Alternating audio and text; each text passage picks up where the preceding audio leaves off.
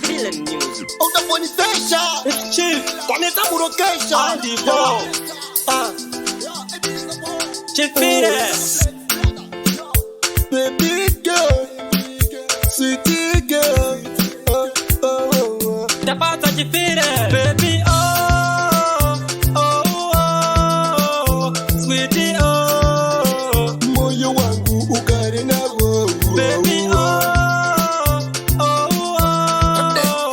sweetie oh, sese zangu uyende nazo. Kutuka kwa winango vamwe vanokudawo, my lips are smooth, vamwe vanomadawo, kapoti kari sexy, vamwe vanokadawo, saka zvauri vamwe vanozvidawo, my lips angu ase kukisa sadza, sezvinoita erombe, everyday ndakurara ndakafonyoka, kuite semukombe, baby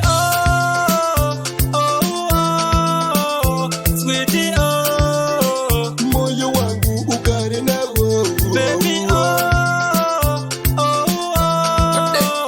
sweetie oh, zvese zvangu uyende nazvo. Zvanziye Octa akashota, ndingakwana sei uchindipengesa, pamwe ndibone lavhu rakundisenzesa, kozi mamwe mabhebhi akundisembesa, zvanzi chakafukidza zimba matenga, bhati chakafukidza lavhu ndiwe neni, ngatisasiyane setumbu neguru, lavhu yedu isawire pasi semuromo vakuru, baby sweetie oh, moyo wangu ukare nawo, baby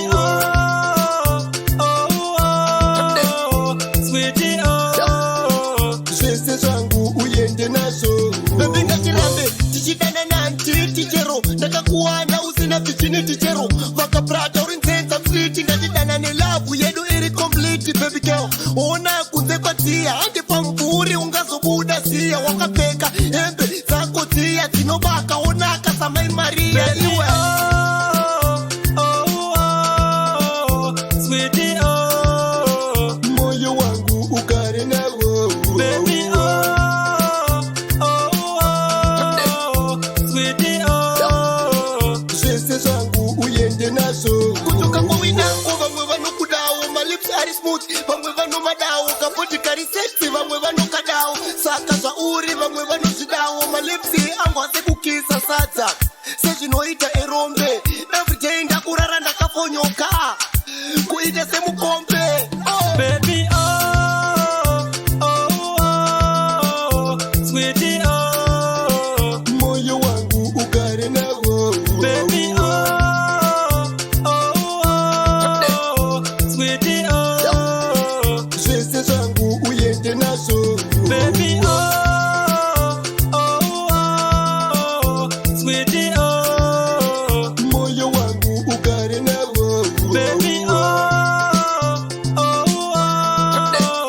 sweetie oh, zvese zvangu uyende nazvo.